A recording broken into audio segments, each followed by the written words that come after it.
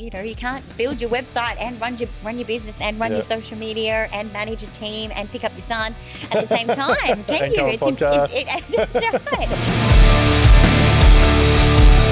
Hello and welcome to Level Up with Duayne Pearce. My dream is to improve the residential building industry for all involved. Throughout this podcast, we're going to be chatting to all types of industry experts to make sure that builders, tradies and clients all have a fantastic experience.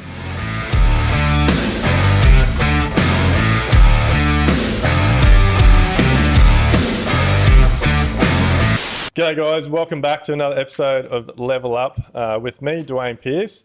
We're very privileged today. We've actually here with Donna Guyler. So Donna runs Donna Guyler Design. She's an interior designer from the Gold Coast. Welcome, Donna. Thanks so much for coming up and having a chat. So let's get straight into it. So where's your passion for design come from, and I guess what got you into the industry? Like, tell us a little bit about your background, how you grew up. Well, I'm actually Gold Coast born and bred. Yeah. There's not many of us left there. You've seen a lot of changes over the years then? Yes, absolutely. Yes, the Gold Coast is definitely not what it was when I was growing up. When I was growing up, it was very much just a young, surfy town. We never wore shoes. We lived in our swimmers. My dad was in the surf club. Yeah. It was, just like a small sort of surfy town. Is design something you've always been into? Like, how did you stumble into it? Like, it's funny. Like, I was a late bloomer, I guess, in terms of my design career. So straight out of school, my parents wanted me to do veterinarian science, which I was not into, but I got some really strong science marks in school. Yeah. So they pushed me towards that. So, I wouldn't have studied design straight out of high school. I finished school and went overseas and worked for a bit and then decided, to study much later on in life, which has really worked out really well for me because, obviously I was studying when I was a mature age. So I was, a lot more committed to my studies than I would have been in my 20s. And obviously I knew that's what I wanted to do. So, very passionate about design. And, the longer I practice as a designer and, the more I sort of grow, my studio, the more passionate I am about all facets of design, which, design runs much deeper than just, creating homes that look great. We do a process in our business called the PAC process, so paid as a consultant. So we basically our clients pay us to be one of the consultants. So we help coordinate all the design, engineer, certification, all that sort of stuff. And for me, so we've been doing that for 4 or 5 years now, and we're constantly evolving it, improving it, and making it better. And I'm all about we build people's homes. We don't just build houses. But now that we're involved so much, so I basically go to all the design meetings now. Takes out all the tricky situations where we used to get to site and something had been discussed with the designer or architect. It hadn't been flowed through to the drawings. It would come up on site like, oh, why isn't that there, or why is that not there? And I'd know nothing about it. But the big thing for me, I believe it's made me a far better builder going to all the design meetings because I've learnt so much about design. But the biggest thing I've learned is design changes your life. Like, anybody can live in a box, but not many people live in a home. And when you get design right, and obviously there's the design of the entire building, but like with your interior design, like the layout, the finishes, like if you feel comfortable in your home, you're in your element, like you don't want to leave. You want friends over, you want to entertain, you wake up feeling happy. If you live in a house that's very poorly orientated, design laid out, there's lots of dark spaces, like you mope around, you want to stay in bed all day. It's crazy. So I checked out your website's fantastic. Like, thank you. Very good job on that. And it shows in your website. Like you're really passionate about, just by looking at your website, I can tell you're passionate what you do. So, it's a good point that you raise, because I think, part of good design is creating, an outcome that appears seamless, where form meets function, and there is correct proportion and scale and balance and harmony. So the outcome appears very seamless, but the impact of that on you and on people's lives, and the way that they live in their home, the way they interact with one another. I think sometimes that the impact of interior design goes unnoticed, because the idea is that it is seamless, but there's good design is just the combination of all of those elements coming together to evoke an emotion or a feeling of calm, or productivity or energy or connection or, solitude, whatever it might be. That's really about, certainly for us, when we work with our clients, it's not about, that initial conversation where we're determining the brief with our clients is not about what color do you like, or, do you want engineered stone or do you want marble? It's about, okay, tell us about you, how many people live here? Is it mum? Is it dad? Is it young kids, adult kids? Do you like to entertain? Don't you like to entertain? Do you have guests? Don't you, it's really hobbies about I find how the hobbies they live. one amazing. Like we've lived in houses, like you move into a house and you've got nowhere to put anything. And these days, like everyone's into camping, paddleboarding, all this stuff, and they move into a house and then you'll see their cars are on the street and their garage is just full of crap. Because no one's asked the question. Or I think likewise, people just, maybe they're moving into their homes and they're not even registering, that how design can play a part in that. Even sometimes with our clients, particularly on the completion of projects where, if we've got a client whose home is lacking storage and they've got a lot of stuff, at the end, they're often like, wow, or even when we're asking them, what have you got? It's like, why do you want to know about that, Donna? You wait, because there'll be a place for everything.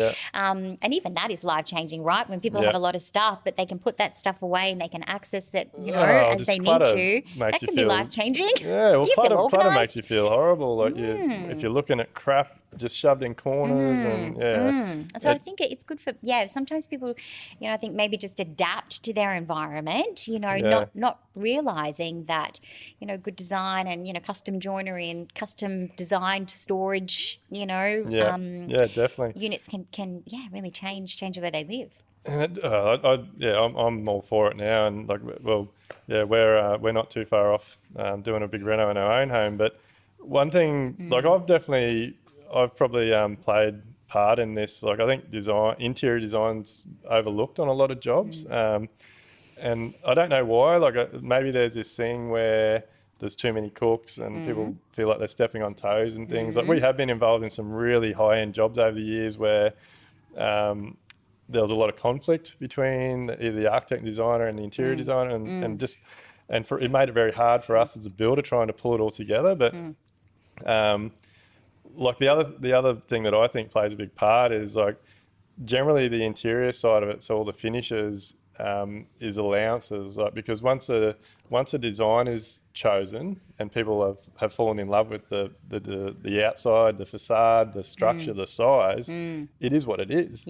And then 9 times out of 10, that stretched the budget, so it only leaves you this little bit to try and finish everything off. And I'm really passionate now about. I'm trying to push for smaller homes, but better finished homes. You don't I don't know. I don't think I'm a greenie, but the building industry contributes so much waste to the environment, and we if you look at you talk about the volume, the project type builders, they're building houses that are only designed with a 20 to 30 year lifespan and all those types of things. So building smaller homes and then coming to people like yourself and finishing it off well, and I just think it adds so much value, and it gets overlooked, doesn't it? Yes, it does. And I think we I guess we have a process too, as a design studio. So, we work with all sized budgets. We work with clients on, a $200,000 renovation. We work with clients on a $2 million renovation. So we work across all budgets. But we have a process, and our process doesn't change regardless of whether we're working with a $200,000 budget or a $2 million budget. So, and generally what happens is clients will contact us because they're renovating, and they've seen our website. Probably 9 times out of 10, they're not quite sure if they need a designer, but they come to us. So we explain to them what we do. They engage us. We design the home, we produce the conceptual drawings, we produce the specification, and then it goes to the building team to be quoted. Yeah. So, and we're trying to change the way that rolls out, because, ultimately the flow-on effect of that is now the building team has a complete package to be able to accurately quote from. Documents are everything. Everything, I can't believe... But then it just rolls out seamlessly, So, there's a lot of time in that conceptual design stage, but when it gets to the building work stage, it's, and things crop up on site always, but, the majority of the work, the renovation works are captured in the drawings and the specifications. So it's really, you understand the client's expectations, so you put that on documents. The client then knows what they're getting. And their budget. Yes. The builder knows what he's doing, and it's a smooth process. I'm definitely, I contributed to this for a long time as well. Like I didn't understand the value in documents, and when I started getting to a point in my business where we were getting involved, and I started learning what designers and architects and those sorts of things were charging, like for a long time I was like, man, like what like, far out, like I only make this much on building the job and you're getting that much for drawing it. But I've completely changed my tune on that, and now I actually I help push our clients, because I believe documents are everything. It makes my life so much easier. I know what I'm doing. The client knows what they're getting. But I now, my tune now is like, the more money you spend up front, the more successful your project will be, the better quality your project will be, the smoother it'll run, less stressful. Yes. And you and I guess, there has to be obviously a comfortable budget and clients who are willing to invest in that process, because consultants' fees are high. They are high at the end of the day. But you get what you pay for. You do. You absolutely, you get what you pay for. But I think, for us over time, we have licensed builders that we have formed relationships with. So we're completely financially independent of one another, but we've formed relationships with them. So they know what we expect. We know that they produce quality work. And so when we have the opportunity to connect our clients with those builders, and we work with those builders on our projects, the outcome is incredible, because now you have the input of a designer, the input of a licensed builder, an experienced licensed builder, and we have a relationship already. The outcome is just, it's collaboration so much is better. huge. It's a collaboration, and it's the client wins in that situation, and because likewise, we've had situations where our clients have said, no, we don't need you to connect us with a builder. We have our own builder, and inevitably we run into issues. We always try to foster a relationship with any licensed builder that we're working with, because we see the benefit in partnerships, and we also see that there is this existing animosity between the two disciplines, but we've also seen the benefit of just deleting that animosity and working together. So we do try to foster those relationships. Many builders, but I think so many builders miss an opportunity. Like they get clients, and I did this for a long time. Like the clients come to the builder and say, hey, we want to do this, whatever. Do you know any interior designers? Do you know any architects? And 9 times out of 10, the builder will say, oh, no, I don't. Like, get your plans and then come back to me. Yeah. And they've missed or perhaps you don't need an interior designer, or, sometimes. And they've missed a really good opportunity to build a collaborative approach and deliver the client the best outcome. And instead, the client goes off, gets all their drawings done, falls in love with it. There's been no input on cost, or someone might not have done a site investigation to look at the existing house and all those types of things. And from my experience, all that does is just lead to variations and the timelines that blow out and miscommunication because someone expected this but they got that. And it's a real nightmare. It is. And you know, documentation is important, no two ways about it. And certainly, you know, that is part of engaging us as we produce the documentation. But, you know, things come up on site, you know, and especially on renovations. Especially on renovations, particularly with cabinetry and joinery. You know, we can draw it to the nth degree, which we do, but the cabinet maker will interpret those drawings in a particular way, and that might be different to the way the builder's interpreting those drawings. So if the builder and the cabinet maker are on site trying to interpret our drawings and we're not there to be able to talk that through, there's no guarantee that we can give to our clients that, you know, what we've drawn is absolutely going to be what they're going to get. So I think therein lies the benefit of relationships between trades and designers and architects and building designers and whoever the consultants are that are engaged on that project to work together through the execution of the building works as well, right through to the end. Because, you know, sometimes I know when we work with our builders, our trusted builders, you know, they know what we do and the outcomes that we like to create. So, you know, they'll say to us sometimes, you know, like, Donna, have you thought about this, you know? And when you got that relationship, like you don't, and I'm sure when you've got that relationship, you don't mind if they're calling you up and say, hey, can we just check on this? Yes. Or we've put this in, Donna, and we're not quite sure. Can you come down? I'll come down.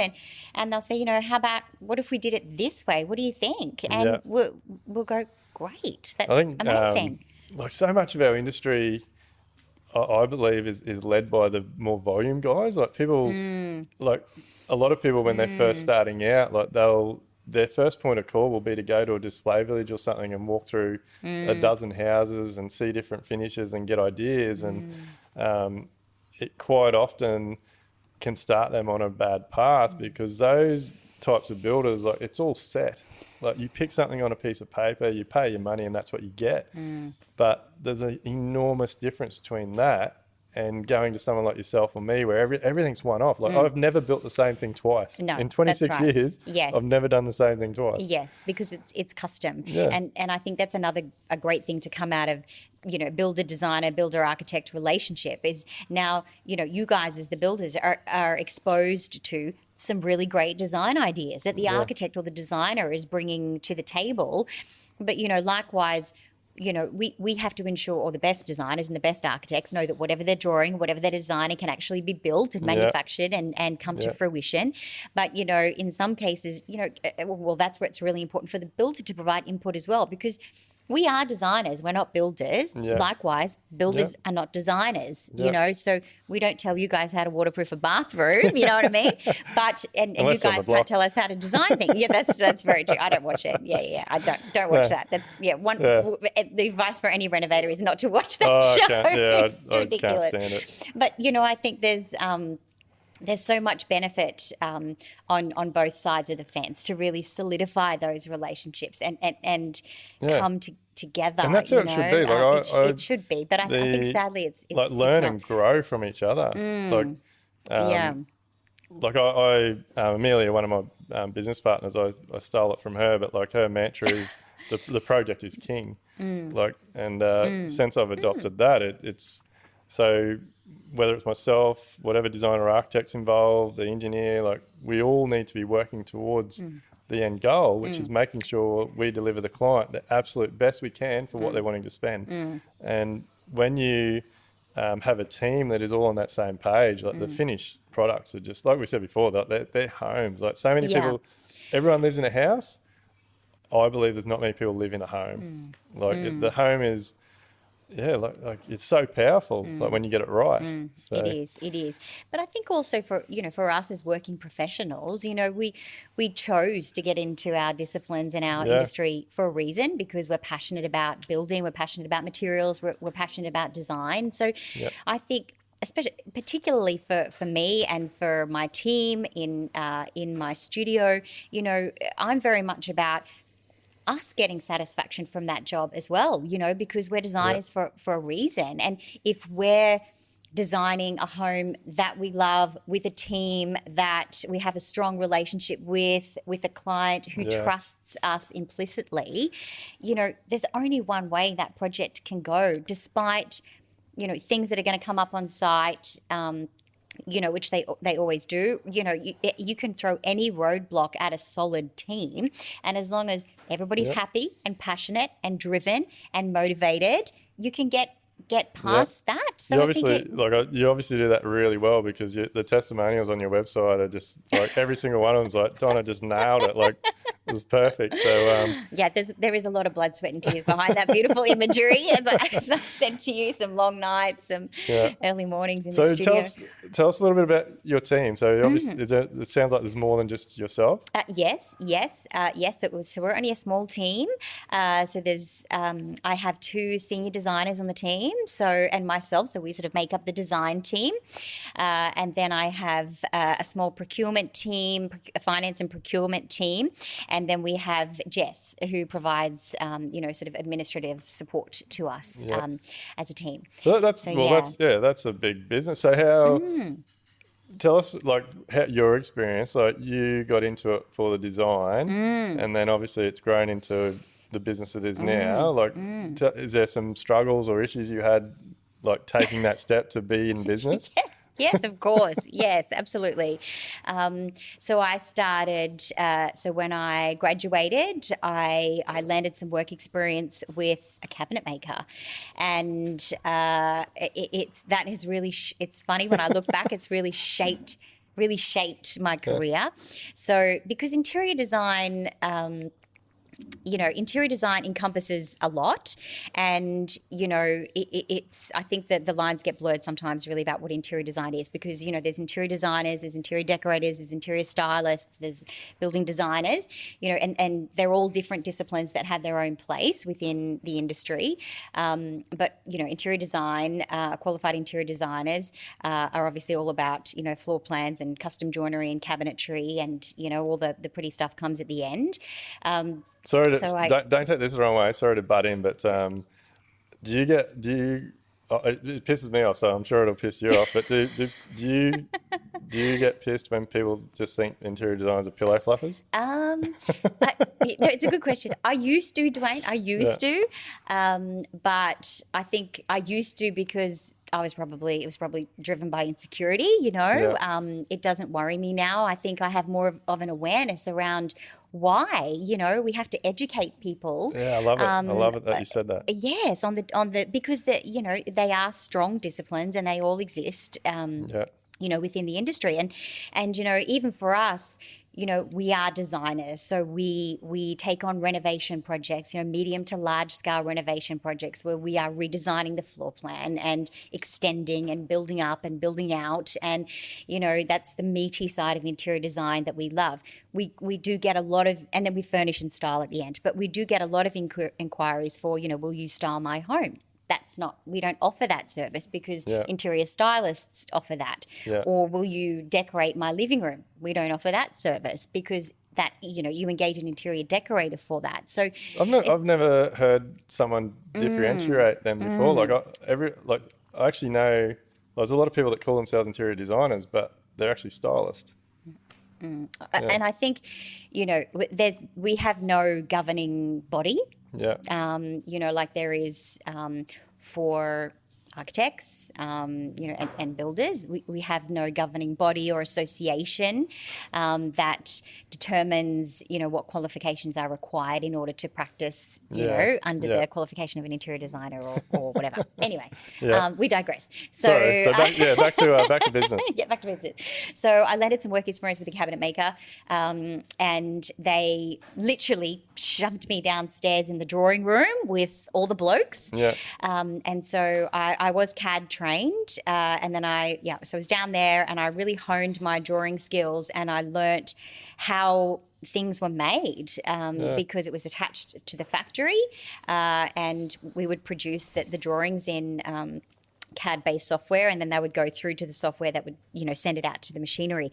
So I learnt, all about the machinery and just how things were made. Yeah. And, the design geek in me was excited by that. So worked there for a few months, and then I left there, and then I contracted to some other, designers, stylists, decorators, and I did, the decorating side of things. Wasn't really floating my boat, so I landed back with another cabinet maker, and I was their lead interior designer for their residential division, and they were closing that residential division out. So I would have lost my job.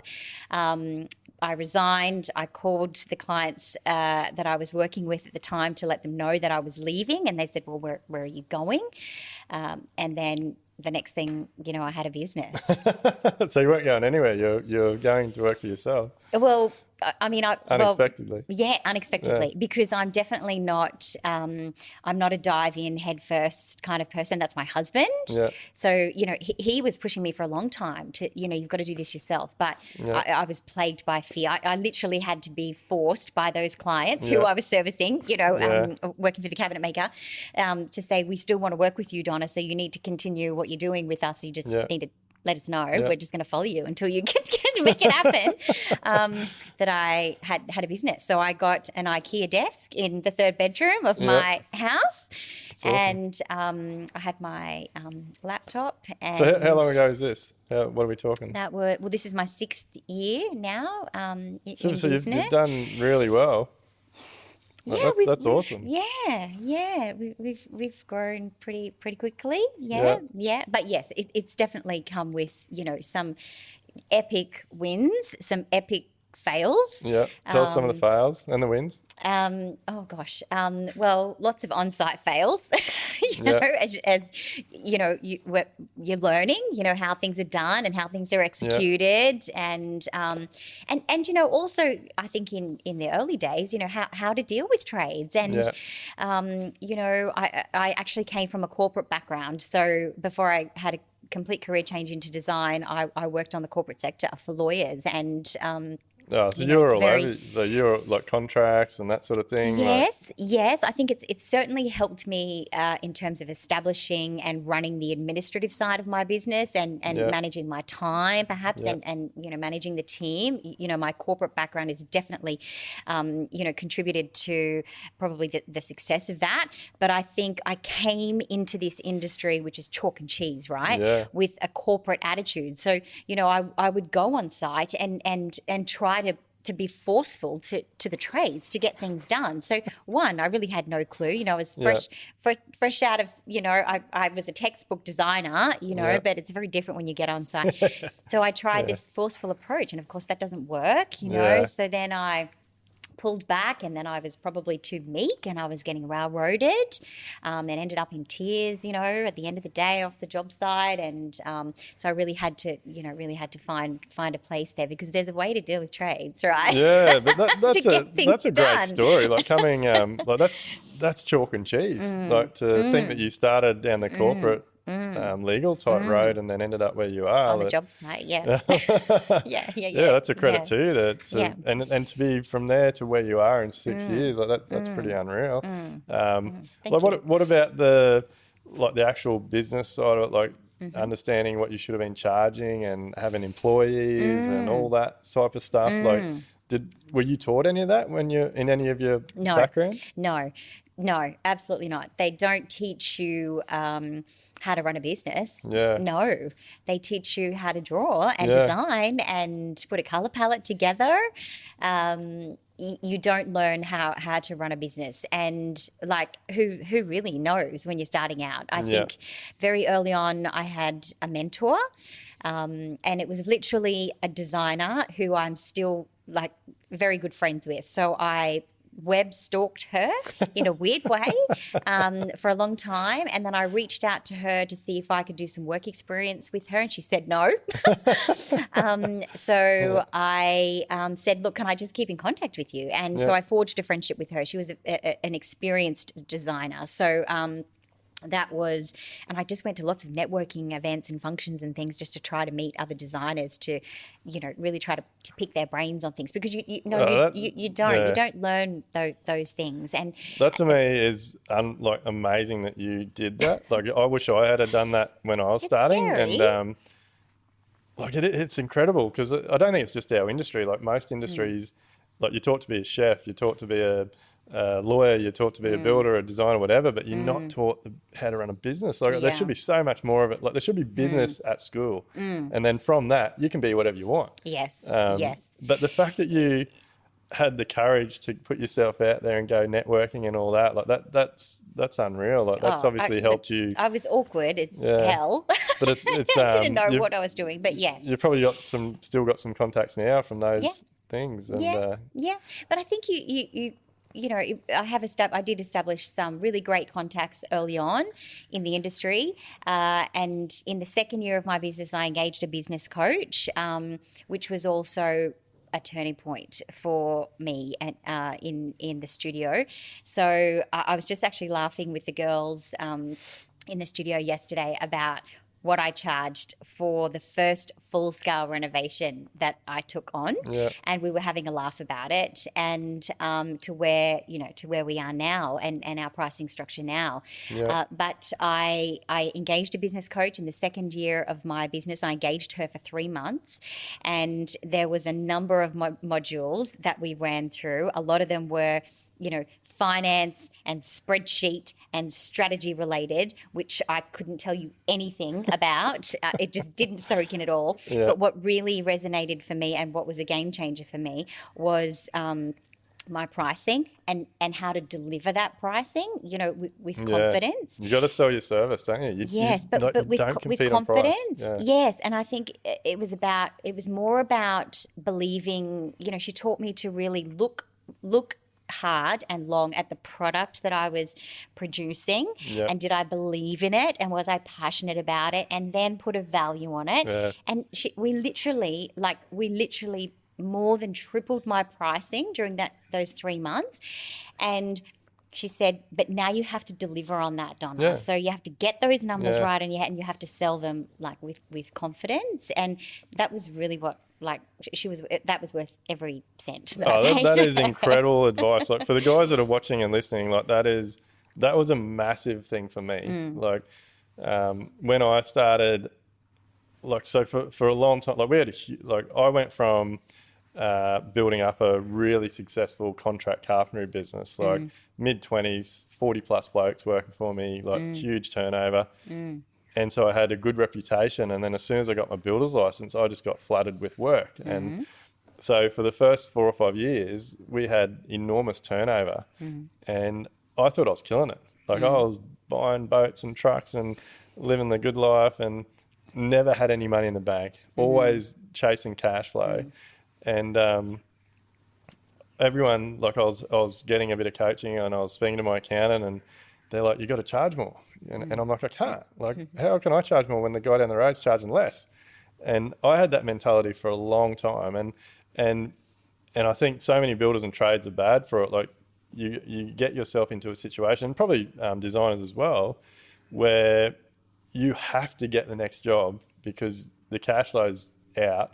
And so you're very close, and then at the last minute you drop your price a bit to get the job, but all you're doing is digging yourself a deeper hole.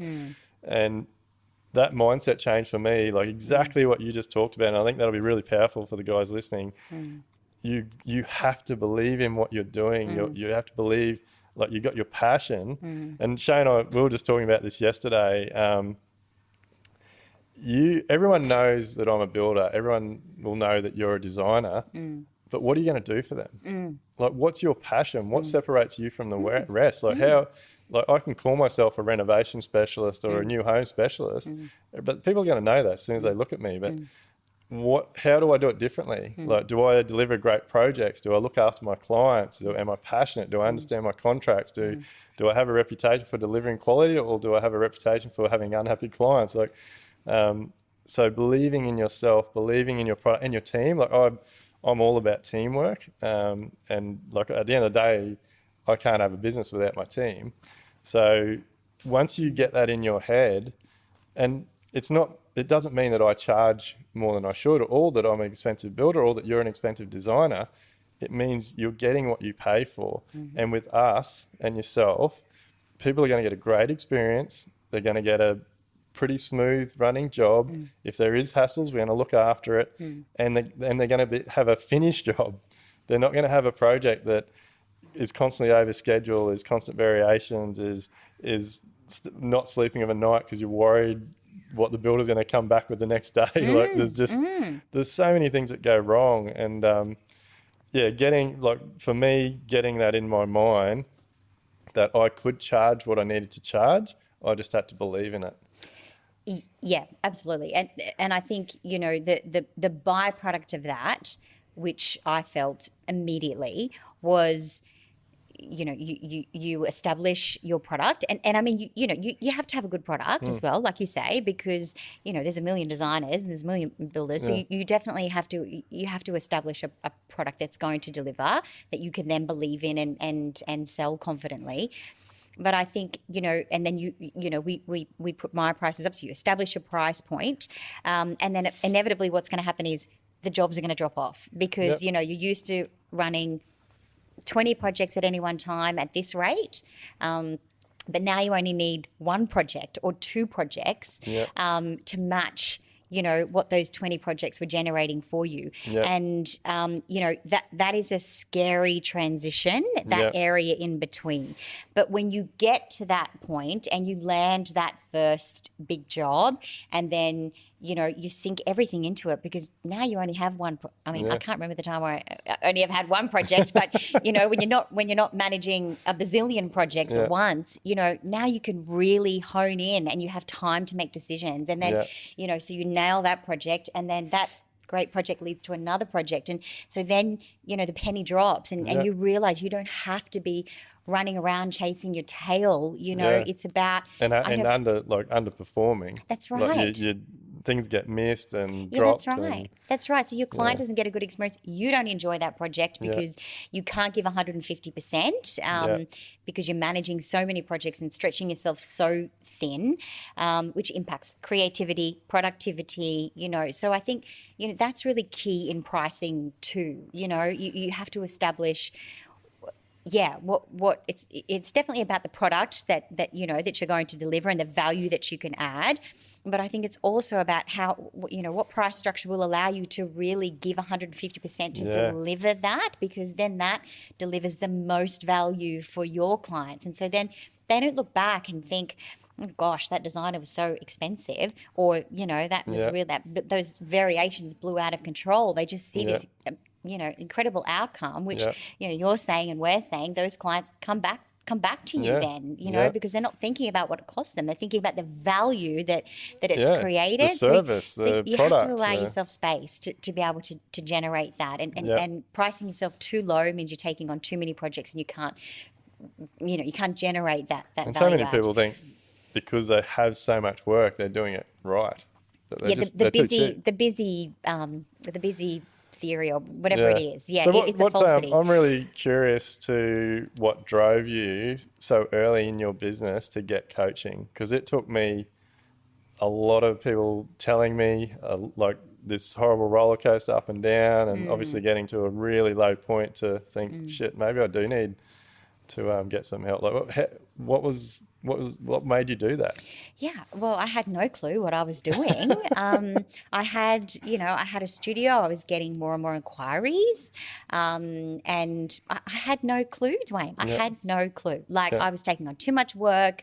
I was undercharging. I was paying the clients the privilege of working with me, I'm sure, on some projects. When I look back now, I had no clue, and so I think I very quickly I just had to recognize that, because it was growing. I could feel that, the steam was building, and I also could feel that, I was onto something, like I started off doing, just kitchen renovations and just a bathroom renovation. But when I was on site, the clients would say, oh, you can do my kitchen, or can you do my bathrooms, and now can you furnish my dining room? And I was thinking, hang on a minute, this could be whole homes. We could be renovating whole homes. We could be furnishing whole homes. Awesome.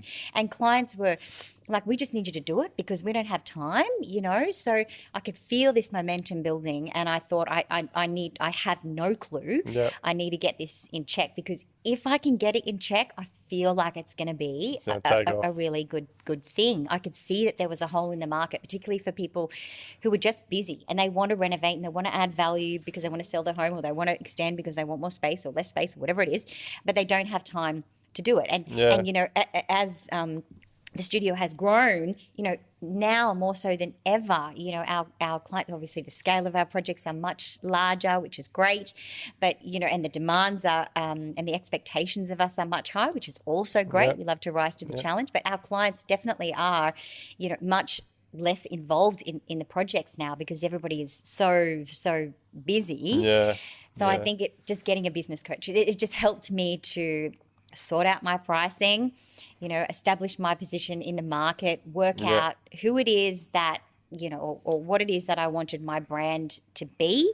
And that was everything down to, you know, color palette, you know, even, you know, just, I guess, the, you know, the feel and you know, the emotion behind my brand as well, you know, like on social media, you know, I knew that we just wanted to keep it very real.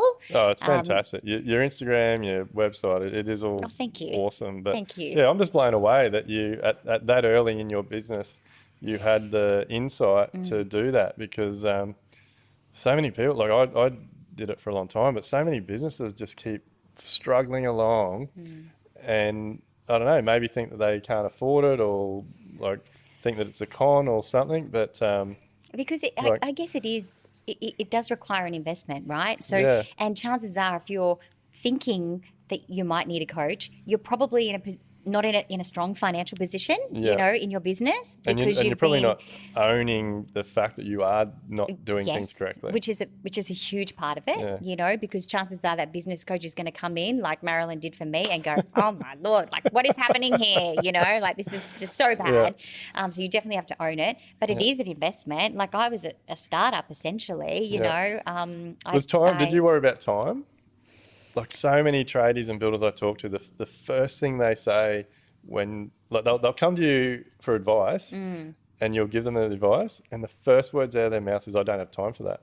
Okay. Like, but you have to make... You've got to make the time. Make time, that's right. Like, you put in the time, the rewards come. That's right. Like, but I've also learnt that, you know, in order to make time, you have to sacrifice something, because as business owners, we are I don't want to say busy, because we've just talked about, you know, the facility of being busy, but we are juggling a lot. Yep. So, and you know, you have to work out what's a priority, and that will mean, if you want to put time into that, you have to pull time away from something else. And I think maybe that's where people, you know, builders might struggle, or designers might struggle. I don't have the time. Well, you do have the time. You need to work out where you're wasting time and get rid of that and put it into the good stuff. Because there is time at the end of the day. Get off Instagram, get off YouTube. And look, I must admit, like, I had time. I thought that because I was so busy working through the week, Saturdays and whatever, that little bit of time I had was just for me to waste, basically. But like, I wish I had to put in the effort in that time, because you only got to put it in for a little while, and then I can tell from your passion that it's what happened to you. Like, you put it in and the ball just starts rolling, and before you know it, it's huge. And like, I'm so passionate now about and putting time, energy and money into myself, because the flow-on effect to my business, my relationship with my wife, my kids, my friends, my family, it's just huge. So I'm like, me being a better person helps everything around me be a better person, better outcome. So, and you're right, it's definitely about investing back in your business. Like, and I think I look at, you know, I really struggled to get that money together for the business coach, you know, but it was worth every cent.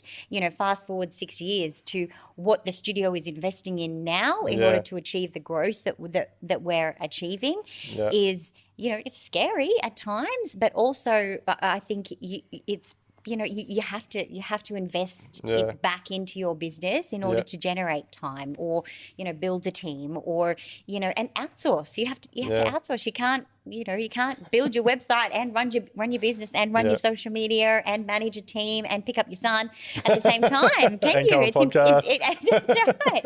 You have to be comfortable investing back into create more space and more expertise, and it's funny, it's all the things the business coach said to me at the time, and she was right, and one of the other things she said to me was, Donna, you need to get some staff on now. Don't wait until you are stretched so thin that you're about to keel over from stress and exhaustion. Get staff on now. And I said to her, how? There's we don't have the money, we don't. And I think now I have a nice team, and we're very comfortable, and it's working very well. But I wish that I had have listened to her, because I did, probably with everybody I've brought on the team, we have really stretched ourselves to that point, until we've decided to get someone on. But she was right. You get the people on, and then it's like, oh, okay. And then you can focus on what you need to focus on. And you think, I should have done that, a year ago. But geez, I'm actually like Donna. We asked Donna if she'd like to have a drink while she's on the podcast. So we got a Pinot Grigio. And it's actually going down really well. I'm enjoying it. I'm not a wine drinker, but after today, you've picked a good drop there. So it's funny. We went to New Zealand a few years ago for a holiday with the kids, and we did a driving trip, and we were in Rotorua, and the weather come in, and it was just absolutely terrible. We took the ski lifts up to the top of this cellar door, and I was going to do some mountain biking and stuff, and we got to the top, and it just come in, and it was clear. It was the worst day ever. And we're like, what are we going to do? So we were the only ones up there, and the guy come over, and he's like, oh, do you drink wine? And I said, no, but the Camille will have one. And it was the first time, like I'd tried a few wines every now and then. I hated them, but we ended up spending the day there. And this guy, he was actually teaching us about what wines you drink with what foods and stuff. And ever since, I don't mind one, but that's a really good one. It is. It's a very nice Pinot Gris. Good choice. Yeah, no, you've done well there. But so where to from here? Obviously you've set a high standard. You've come to where you are in 6 years. Where do you see Donna Guyler Designs going?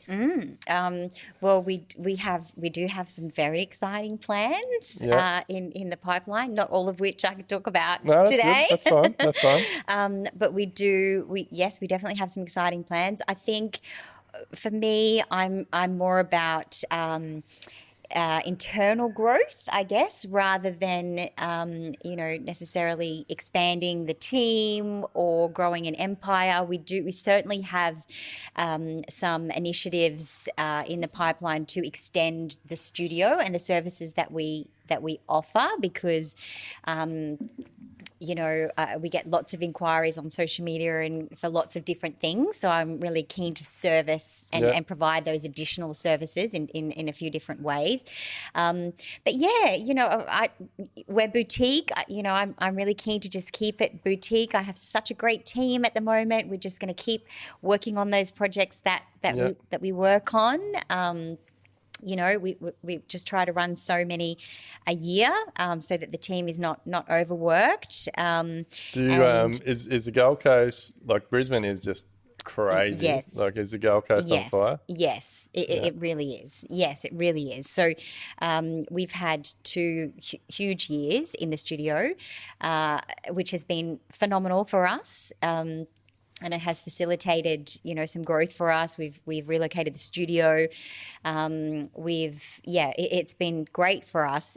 At the same time, it's been 2 very challenging years, with a shortage of materials and trades and delays in, furnishings and furniture items and that sort of thing as well. So I obviously know how it's affecting me as the builder, but are you guys, when you're designing things, making the calls and taking that into account if things are going to be available in whatever 3-6 months when the job's going ahead? Yes.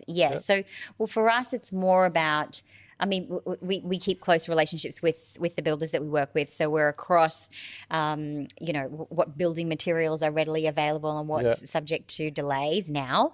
But for us, it's more so about, finishes that we're specifying. So, tiles, tapware, board for joinery, hardware, that sort of thing. For joinery, it's crazy. Yeah, so we're more sort of across that. Again, because we're producing the conceptual design and we're still, a few months away from the building works actually commencing, and then of course it's demo and we have some more time before we can get the tiles on site, because we are seeing sort of 8, 10, 12-week lead times for tiles. But yes, we have to factor that in. Yeah. So that's sort of phase 1 of our projects is the conceptual design and building works. And then phase 2 is where we furnish and style the home, completely, top to toe, once the renovation works are completed. So, and we're also experiencing, huge delays there. So how do you, you mentioned it before, education, are you educating the clients on everything that's happening in the industry and estimated timelines and all that type of thing? Yes. Because that's huge, isn't it? Like, I think if you can make your clients aware of it, it takes out a lot of that. Like, I hear so many stories from people in the industry that their clients got the shits, and when you get the background story of it, like the delivery should have come this week and they haven't told them anything until now. Instead of like 10 weeks prior saying, oh, look, this order we've ordered, it's going to take 12 weeks. There might be some delays. Yes. Yeah. I think, it's just about communication. And you know what, I think probably more so for our industry, because perhaps we are on the back foot before we even get started with our clients, because every client has had a bad experience with a builder. Every client has had a poor experience with a designer. That's right. So we're already on the back foot. And as you say, if you delved into those bad experiences, they probably all boil down to a lack of communication or not clear communication. For us, on every project, things come up where, the girls and I will say, okay, we need to make sure that is clearly communicated next project, There's always things coming up. But I think now, more so than ever, as long as people know, the majority of people know there's delays in the world right now. There's not enough containers. There's a huge demand in materials. We're amidst a renovation boom. Most people know. It's just keeping people informed along the way. And I get it. Sometimes those conversations can be difficult, depending on your client. You're going to have the client that's just goes, great, Donna, no problem. Anytime's fine. And then you're going to have the other clients that go, you know what, I need this. And that's not going to be a comfortable conversation to have. But it's worth having. It is. And I think it's picking up the phone as well. I think sometimes we have the opportunity to hide behind email, and I think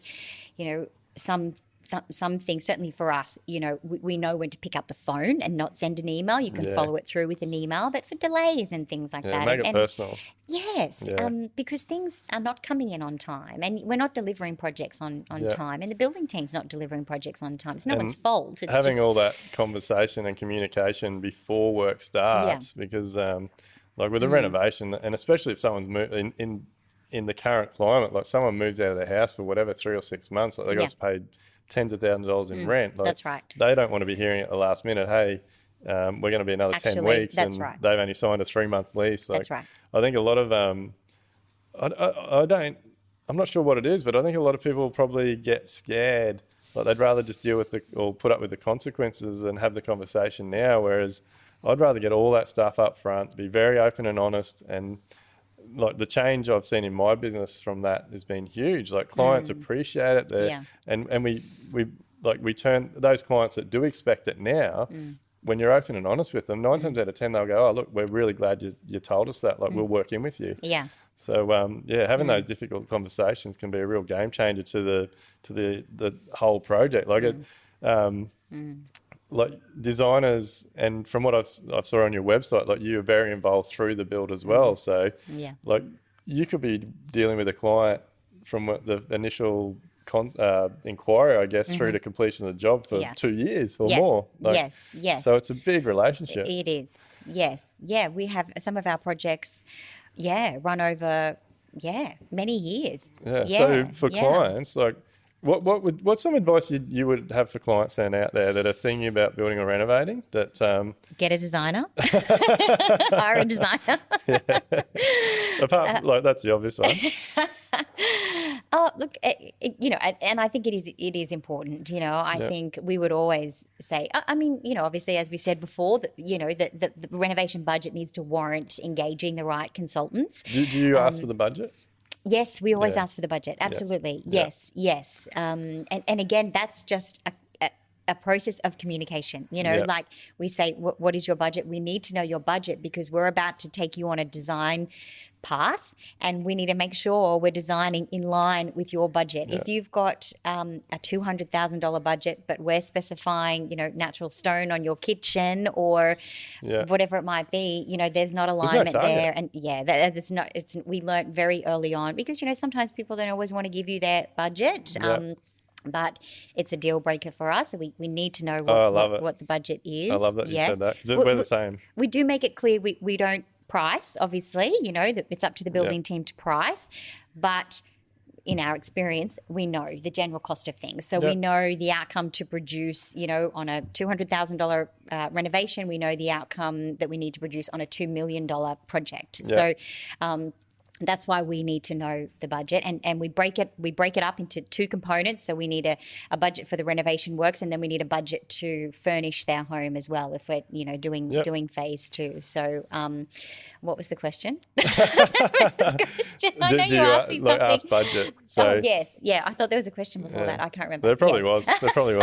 But the Pinot Gris kicking in. We've got to that point as well because if you don't have something to aim for, the stats, I don't think they've been redone for a while, but I know for a long time there, the stat was something like 83% of drawings never get built, and most of that is because they're over budget. Yes, and then people.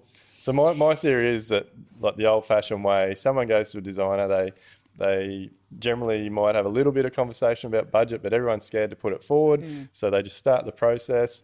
And then they come along with input, the designer has input, and before you know it, they've fallen completely in love with these documents and can't wait to build it. Put it out to pricing, dreams are shattered, and it doesn't get off the ground. They don't go ahead, or then they've got to start pulling all the stuff out they wanted, and by the time they get it back to something they can afford, they're not happy with it, and they don't want to do it anymore. They're disheartened, they don't like the process. So. Yes, so even if that moves ahead, it's already not built on a really great foundation of trust and expectation. So the budget is huge, and I get it. I get that people would feel if they're putting a budget out there, then it might be taken advantage of, or a builder might just price it to the budget and make more money or whatever. But I don't think. Well, I don't know anyone out there that would be running a business like that. Like I said, most builders are out there to make sure they deliver great products, and that's how we get more work. So you get more work. It's got to be realistic though as well, the budget, and I think for us it's definitely in the early days it was a subject that I danced around as well. I didn't like talking about budget. I didn't like talking about money. I didn't like talking about fees. But I very quickly learned that you just deal with that all up front, and it's all nice and clear, and then that really starts to solidify a trusting relationship. But I have conversations with new clients that come to us that say we want to renovate. I say, great, what's your budget? They give me the budget, and I say, great, what's the scope? And we have to say, that budget is not realistic for what you're wanting to achieve. Budget is nothing without a scope, is it? No. So you have to, it has to align, and there's an allocation of that budget as well, isn't there? Because part of that is going to go to consultants' fees, and then part of that is going into the renovation works, and then part will go into the furnishing. They want us to do that at the end. So I love it. You're speaking my language. It's very good. It has to be realistic. There's no point in having that conversation and you thinking, I don't know if that's going to, because that never works out either. You end up undercharging and not making what you should be making in order to make the client happy. And but then you end up resentful of the project, and that's not going to foster a good relationship either. Sometimes, clients will say, well, you know what, that's my maximum, and I'll say, okay, well, that's fine, and that's probably not going to work, and that's okay, you know, because then it's still a great relationship, it's still a respectful relationship, and you've been honest, you've saved them time, you've saved yourself time. That's right. Do you keep? Are you involved? Do you find out what finished projects are costing, or so that you can, if someone comes to you with a similar project, you can go, oh, look, this is one we did. That budget will work. Yes, always. See, I think that is amazing. Like, so many designers don't do that. Really? And yes, we do, and we always suggest our clients have their home valued at the end of a renovation as well. Which I always find really interesting. So yes, I always chat to either our clients, or you know, if it's the building team that we worked with, you know, we can also talk to them about what the final figure was. Because then we know, you know, that was the cost of the renovation plus our fee plus any furnishings that we've provided to them. So we've sort of got a holistic cost of the project. And then, we always suggest that our clients have their homes valued, because that's a really great conversation to have with our clients at the end also. Like, once that they can see that, you know, the value. I mean, value means different things to different people. But, you know, in terms of the financial value, you know, and the capital that can be gained from a really well-designed home and you know, well-executed workmanship, that really helps to solidify a relationship as well, because, you know, then your clients are going, wow, that was worth every cent, you know, in everybody that we invested in to bring that project together. But I'm also very curious. I love to know. I'm very interested to know, you know, how much things cost and versus how much value they can add. I think it's a no-brainer. Like, it absolutely amazes me. Like, I just think that is so good, like, because for you now, like, when a client comes to you and says, this is my scope, this is my budget, you can make a very educated decision to go, oh, look, that budget's probably not going to quite cut it. This is another project we did here. It costs this much. And I think building businesses have so much data that gets wasted. Like, no one does anything with it. And like, so you can, we find in these situations, like, when you've got that data and you're educated on it and you can give the client an educated answer. That's right. A lot of the time they'll say, oh, look, we can actually bring our budget up. We didn't realise it was going to cost that much. That's right. And so then you can deliver them a fantastic project. That's right. So, Or sometimes it can even be, you know, clients might say to us, okay, well actually we didn't realise, you know, that's where we needed to be. So, you know what? Give us some time, or you know, I'll say to them, you know, rather than not engaging us and going into this project, you know, half-heartedly or trying to drive it forward yourself, which is always challenging. Why don't you give it some time, you know, and get to here to where you need to be, and then come back and let's work together and deliver this really great outcome, because that added investment, you know, in the design team and the building team will generate far more than the investment. So sometimes it's just about educating them, you know, about the value in that, and that it's not always about, you know, maybe just cutting corners and doing it yourself. Then they won't generate the value that engaging, you know, professionals for your project will generate. Again, it's about communication, really, isn't it? It's just chatting it through. It's all about communication, like that. Communication, education, successful project. Like that's so. Like, you've given so much value today. That is fantastic. So, just very quickly, what do you do to get away? Like, you're obviously very busy. You run a successful business. You love your wine. What do you do to switch off? That's my vice. That's why I drink wine. What's your breakout? Well, we can't go very far these days. I mean, we love to get away as a family. At the moment, we just try to do weekends away because that's about all we can do. I just, you know, I train. So I try to keep fit. Right. No, we're definitely a beach family. We prefer the coastline to the bush. But you know what? I just love just family time and just weekends away. You know, long weekends away. I can't wait to get on a plane again now when everything opens up again. You know, what's your favourite destination? Out of there. Well, we love the coast, so. Oh gosh. Well, having said that, New York's probably my favourite holiday destination ever. Do you think every designer would say that? Yeah, probably. I mean, I went there in my 20s with the boy I was dating at the time. We probably saw the more inside of the bars than, anything else. But I would have a very different holiday if I went back now. Yeah. But we just get away, where we can. My husband also runs a very, very busy business. So, awesome. yes, downtime is important in our house. Not much of it, but yes, we grab it where we can. Yeah, no, that's awesome. Look, I really appreciate your time here today. I think you've given incredible value to our listeners, and I really think that they'll be able to take away from today a few notes and make some big changes to their businesses and their life. So, really appreciate you coming on. Thanks for your time. My pleasure. If anyone wants an incredible designer on the Gold Coast, make sure you check Donna out.